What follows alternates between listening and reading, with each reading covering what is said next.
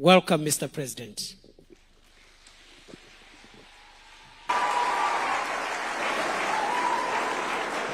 Thank you very much. Please, let's take our seats.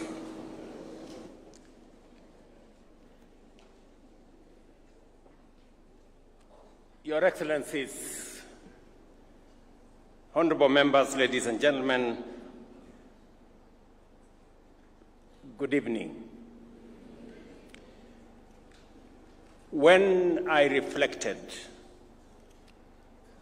on our journey to a new constitution,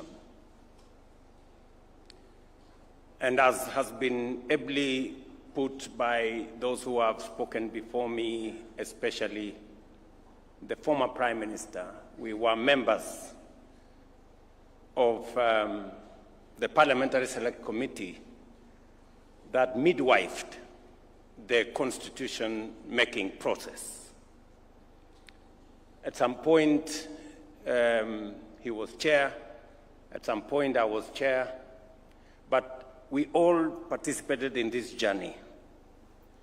And as I reflected on our journey towards a new constitution, I was reminded in my conscience that when we got a new constitution, we seemed to have said, we are done with matters constitution. And that is why I decided that maybe it is time. It may be 15 years down the road, but it's never too late to do the right thing. And that is why I signed a proclamation for us to celebrate this day, the day that we promulgated a new constitution, as Katiba Day. And I want to thank all of you for honoring my invitation so that we can do this together.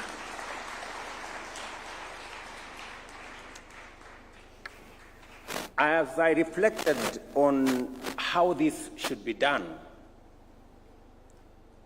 I also was informed by the journey. What we discussed during the constitution-making process is that we had too many holidays. That was actually one of the problems we had, and that is why there was an attempt by the new constitution to consolidate national holidays, that there were too many.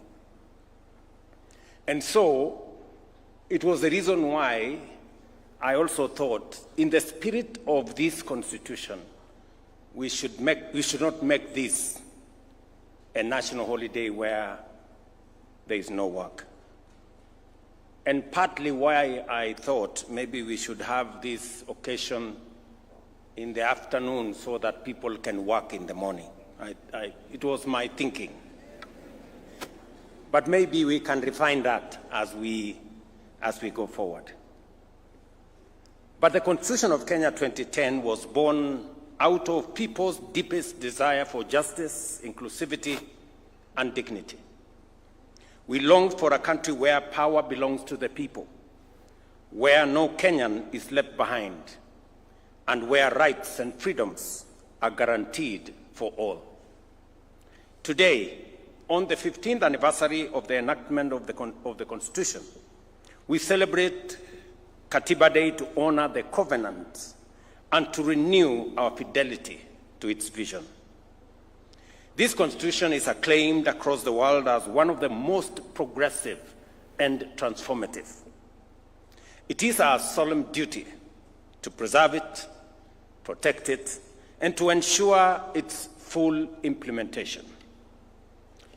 Ladies and gentlemen, our Constitution was born out of hard and painful lessons. The tragic events, for example, of 2007-2008 remind us how far our nation could descend when institutions fail, when resources are hoarded by a few, and when divisions are cynically exploited.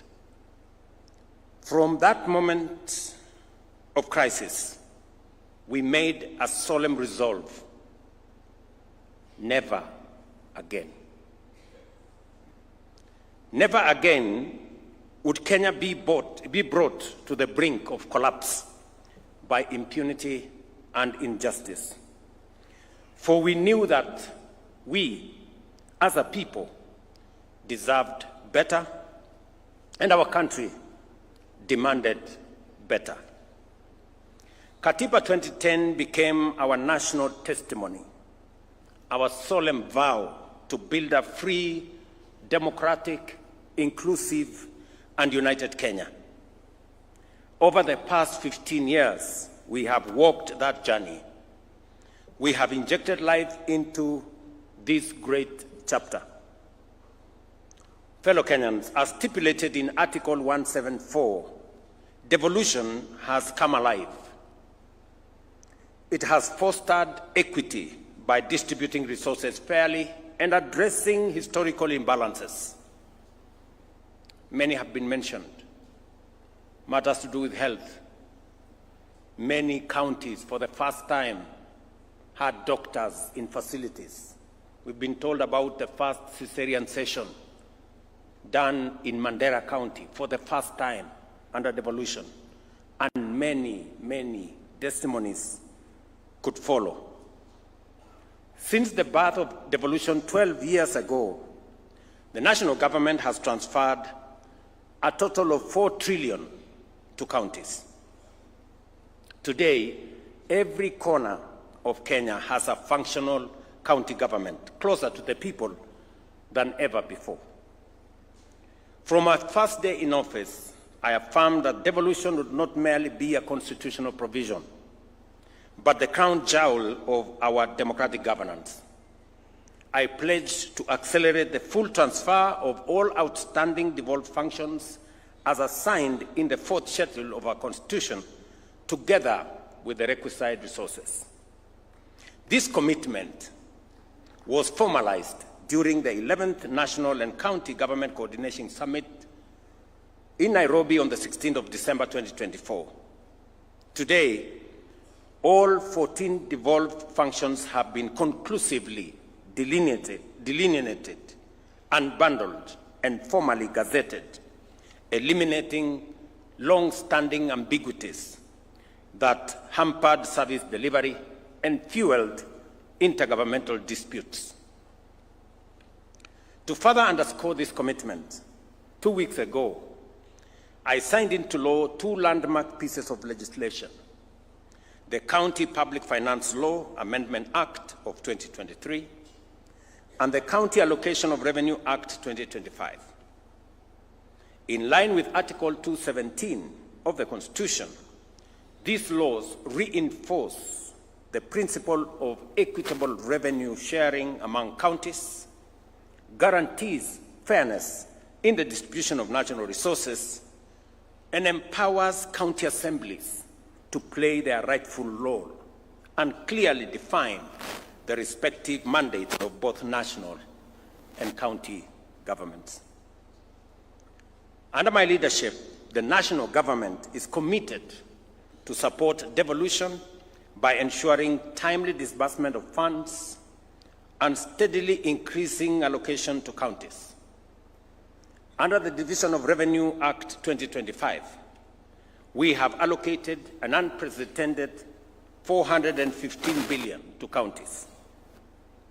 As chairman of the Council of Governors, FCPA Ahmed Abdullahi has affirmed nearly 30 billion shillings more than last year's 387 billion.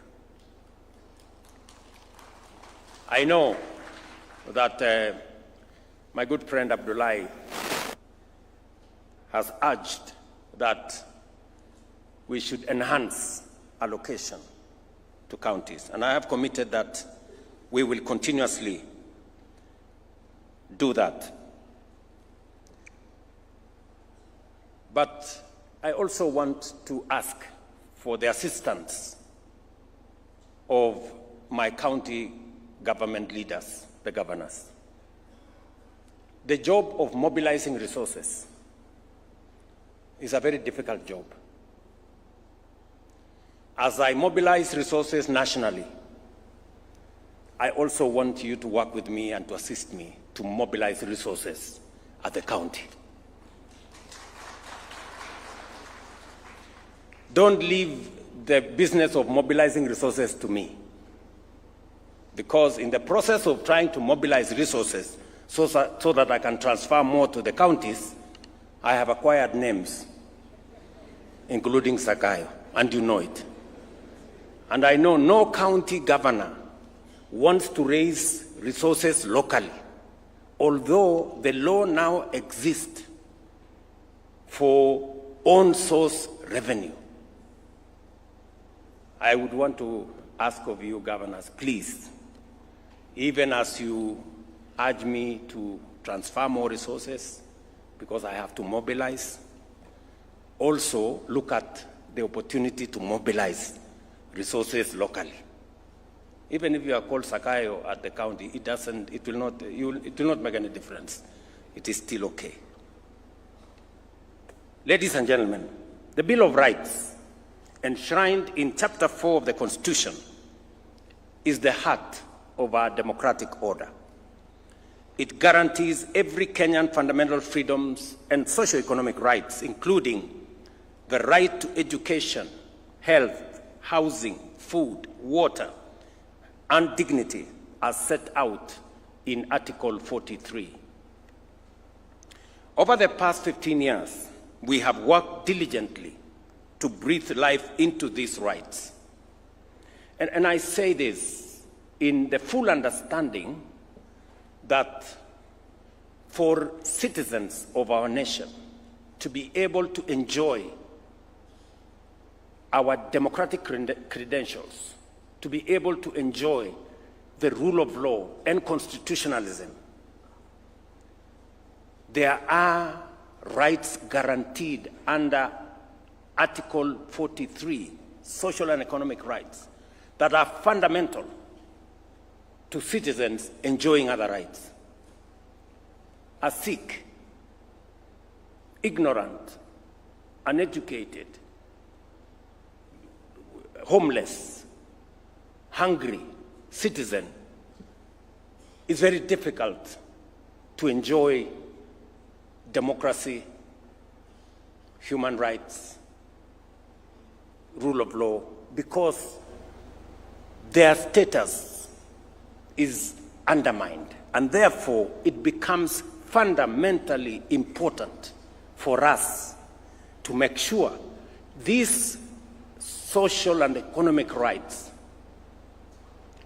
do not continue to be a privilege for those who can afford. They should be a right for every citizen, because that is what the Constitution says. And therefore, I want to ask all of us as leaders in the executive, in the legislature, in the judiciary, that as we exercise the authority that we've been given by the Constitution, let us keep the people, the rights of the people at the center, so that we do not undermine their right to housing. We do not undermine their right to health. We do not undermine their right to education. And that all our acts work in concert to facilitate the attainment of those rights by the people of Kenya. We have worked diligently to breathe, as I said, life into these rights. Free primary and day education has opened doors to opportunities for millions of children from every corner of our nation. We have successfully transitioned to the competence-based education and training system, making our education more relevant, practical, and aligned with the demands of the 21st century. Our student-centered funding model is expanding access for learners while securing the sustainability of our universities. By January next year, we will have recruited a record 100,000 new teachers in just 3 years, a significant achievement that has strengthened our education system and improved learning outcomes across the country. This is in addition to the construction of 23,000 classrooms that have been done in collaboration with our members of parliament using the NGCDF. Fellow Kenyans, our affordable housing program is delivering safe and decent homes to families across the country, affirming that shelter is not a privilege for a few, but a constitutional entitlement for every Kenyan.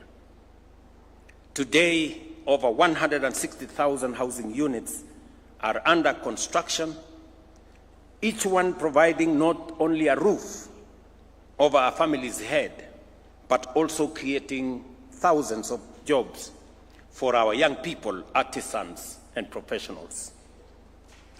As I committed, we will be handing over the next 5,000 units right here in Nairobi, as we do it in other counties this month.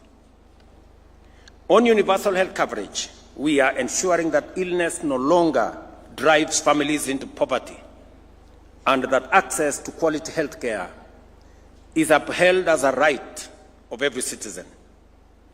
Despite the inevitable challenges of transition, which are being systematically addressed, the progress is demonstrable and undeniable. As of today, 25.7 million Kenyans have registered with the Social Health Authority, a clear indication of confidence in this reform. Through SHA, we are delivering healthcare to millions of Kenyans in direct, practical, and impactful ways. I must commend the county governments for working in partnership for us to deliver on this commitment to the people of Kenya. Ladies and gentlemen, our independent constitution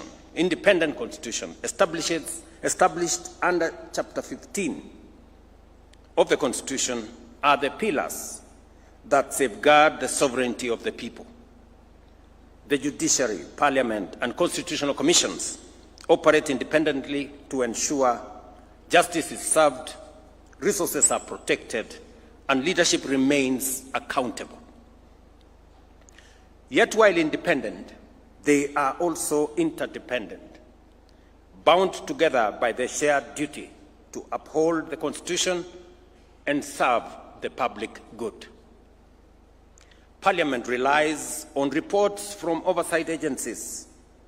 The judiciary requires laws passed by Parliament, and the executive depends on checks and guidance of all institutions to deliver effectively. This balance of independence and interdependence is the genius of our constitutional design.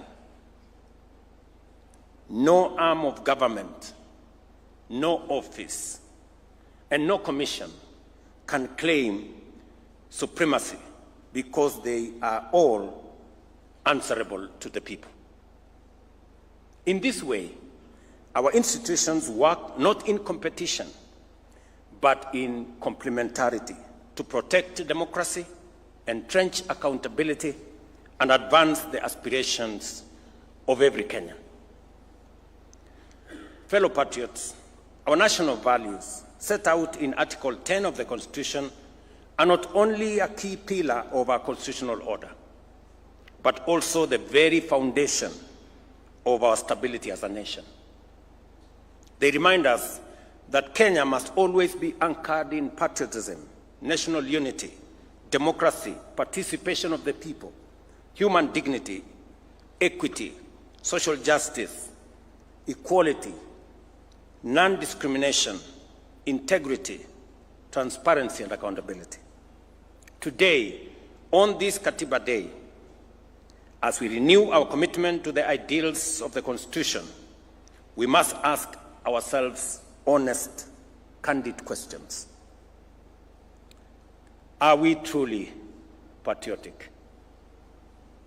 Are we living with integrity, both in public and private?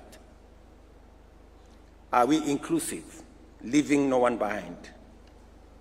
Are we accountable to one another and to our institutions and to future generations?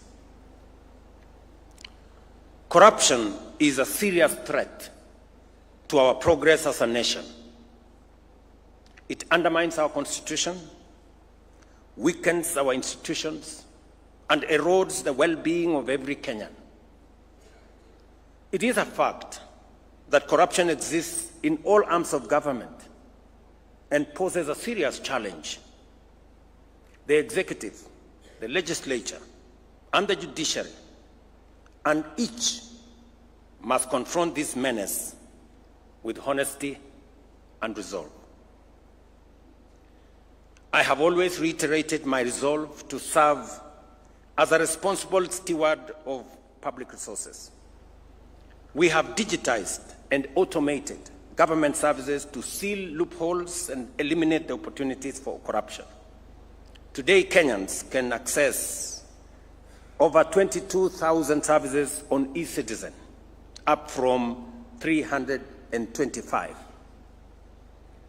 The results are evident.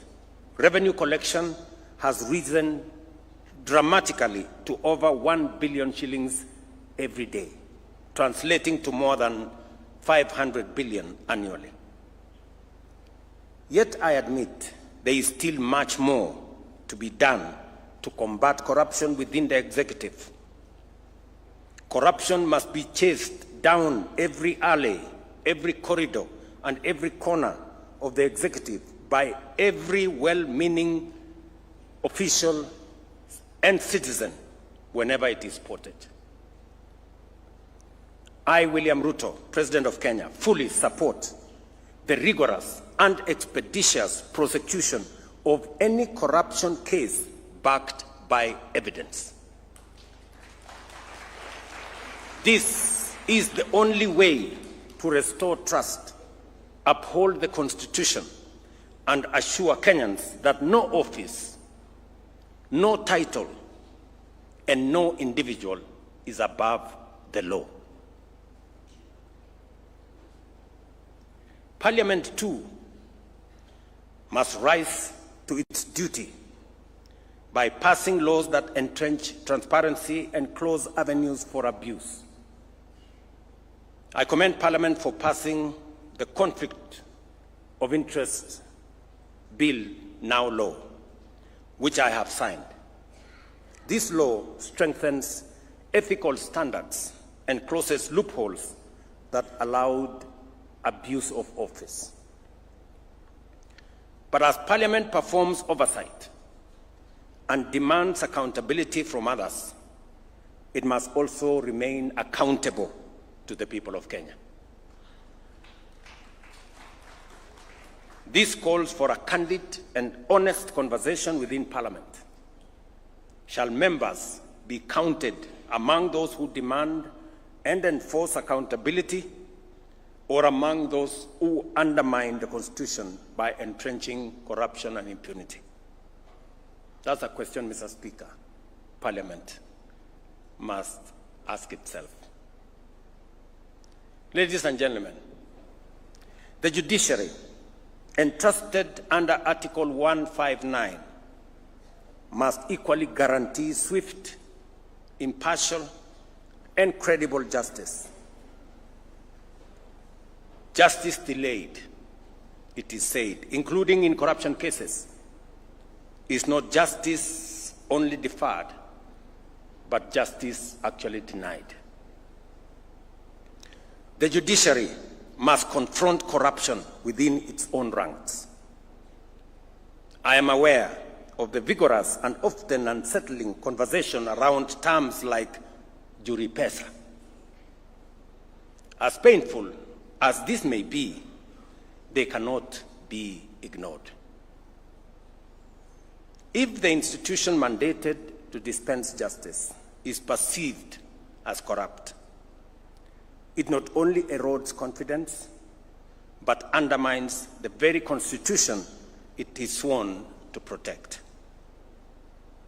the judiciary must rise to its highest calling to cleanse itself, uphold its independence with integrity, and prove itself the true temple of justice for all Kenyans. My administration, at the request of the judiciary, has provided resources for the hiring of additional judicial officers, especially judges. So far, in 3 years, we have appointed and have sworn in 47 judges. Another 50 are being recruited as we talk. That will make it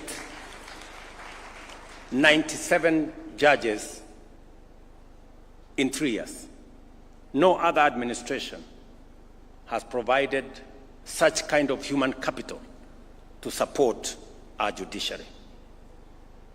It's paid for by the people of Kenya, and it's right for us, as the people of Kenya, to demand expeditious justice to those who come before our courts.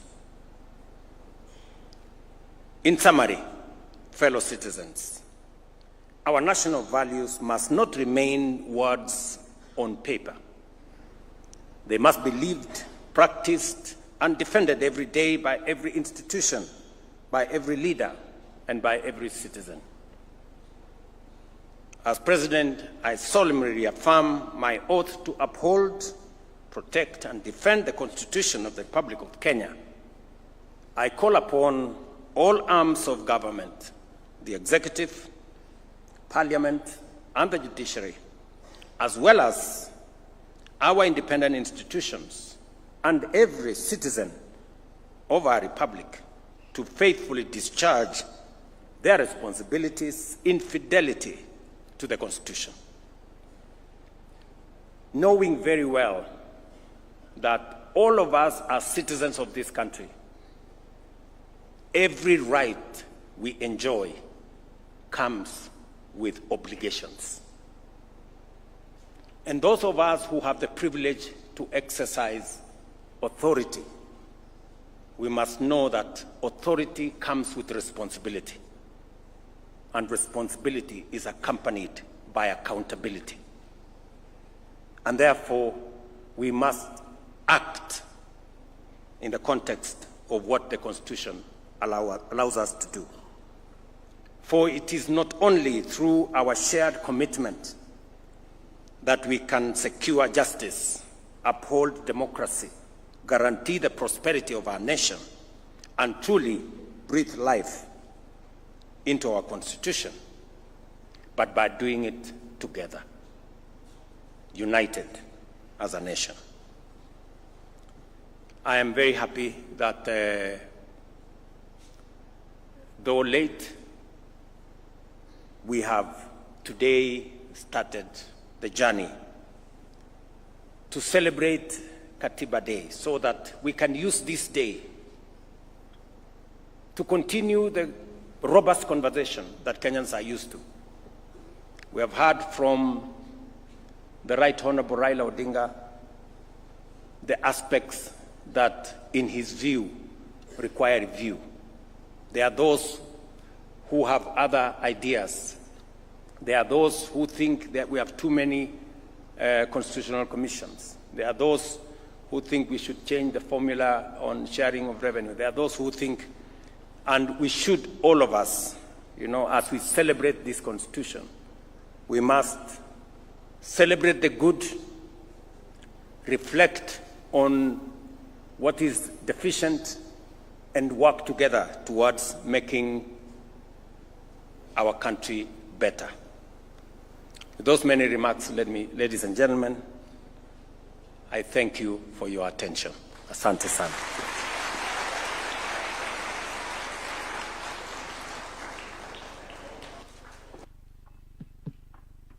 Of applause for His Excellency. One more time, thank you very much, Your Excellency. I'll request that